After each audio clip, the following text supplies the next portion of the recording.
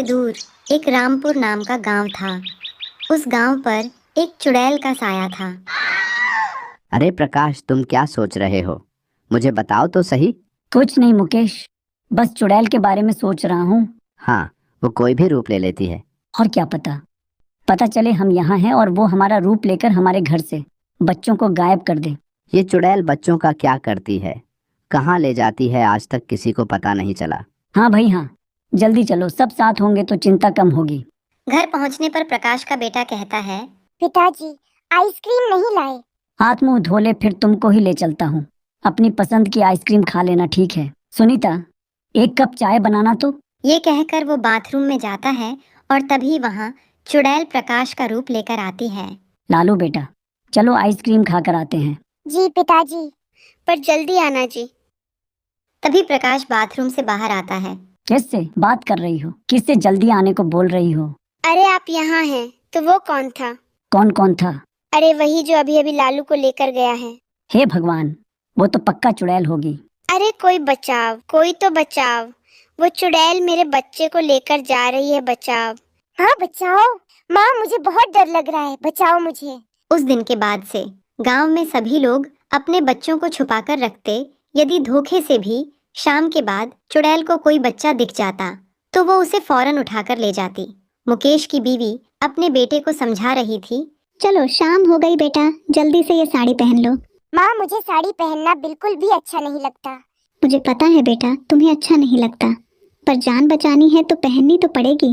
और तभी जोर से आंधी आती है। भोलू तो कोशिश कर पहनने की, मैं छत से कपड़े उठाकर लाती हूँ, कहीं इस आंधी में उड़ ना जाए।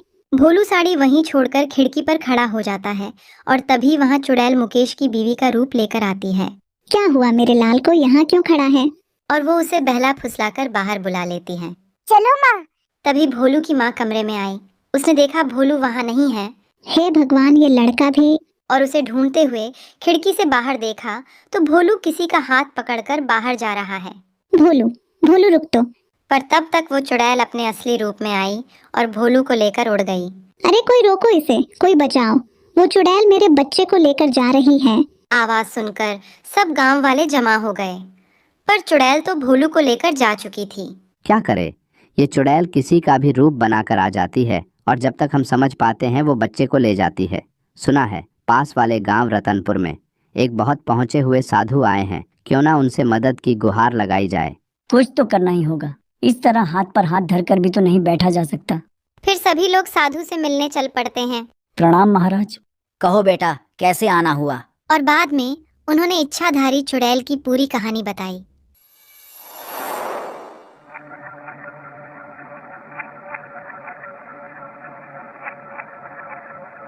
साधु महाराज ने आंखें बंद की और थोड़ी देर में खोली और फिर बताया, उन बच्चों को चुड़ैल ने गुफा में डाल रखा है।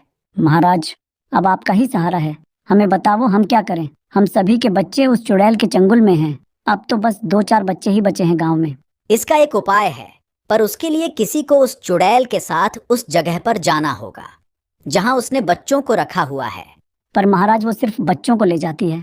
मैं अपनी शक्ति से किसी को भी एक रात के लिए बच्चा बना सकता हूँ। इस तरह तुम लोग उसकी गुफा का पता आसानी से लगा सकते हो। मुझे क्यों देख रहे हो?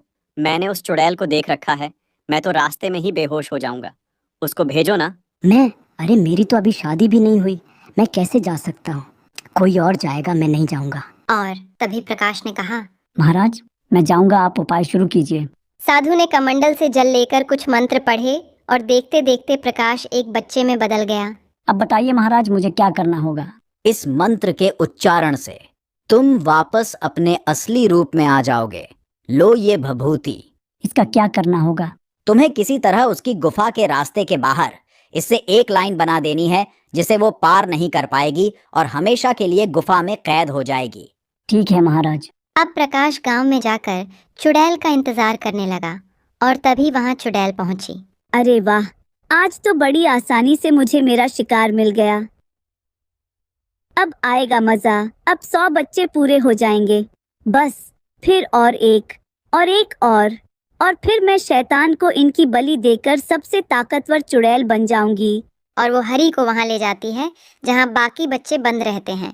अभी सुबह होने में बहुत देर है, क्यों ना एक बच्चा और ढूंढा जाए, फिर आज ही 101 पूरे हो जाएंगे। चुड़ैल के जाते ही प्रकाश ने मंत्र पढ़ा और वो अपने असली रूप में आ गया और वहां से बच्चों को बाहर निकाला जल्दी करो, कहीं चुड़ैल ना आ जाए। और सुनो, सीधे गांव जाना, ठीक है? और खुद प्रकाश गुफा के बाहर छुपकर चुड़ैल का इंतजार करने लगा।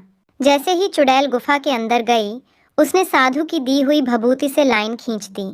चुड़ैल को जब अंदर बच्चे नहीं मिलते तो वो बाहर आती है, पर जैसे ही गुफा के दरवाजे पर पैर रखती है, आग की तेज लपटें उठने लगती है। तब तक बच्चे गांव पहुंच जाते हैं और गांव वालों को वहां भेजते हैं। सब गांव वाले एक बड़े पत्थर से गुफा का मुंह बंद कर देते हैं। हर इस तरह गांव वाले उस चुड़ैल से पीछा छुड़ाते हैं। एक बार फिर से खुशी खुशी अपने परिवार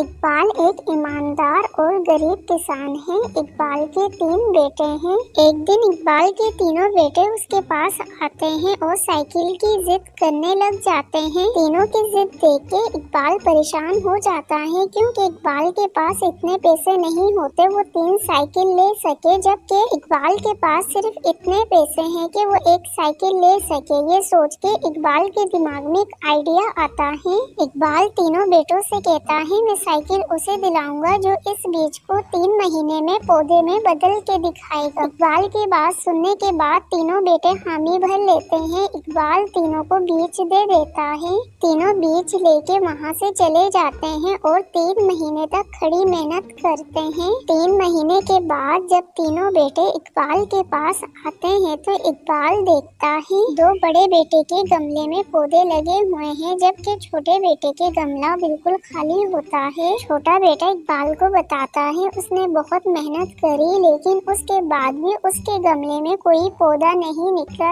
इसलिए वो बहुत शर्मिंदा है। तीनों बेटों की मेहनत देखने के बाद इकबाल समझ जाता है इन तीनों में से साइकिल का हकदार कौन है। दोस्तों, क्या आप इन तीनों को देख के बता सकते हो इन तीनों में से कौन ईमानदार है? साइकिल का असली हकदार कौन है? सोचिए और अपना जवाब कमेंट में बताइए।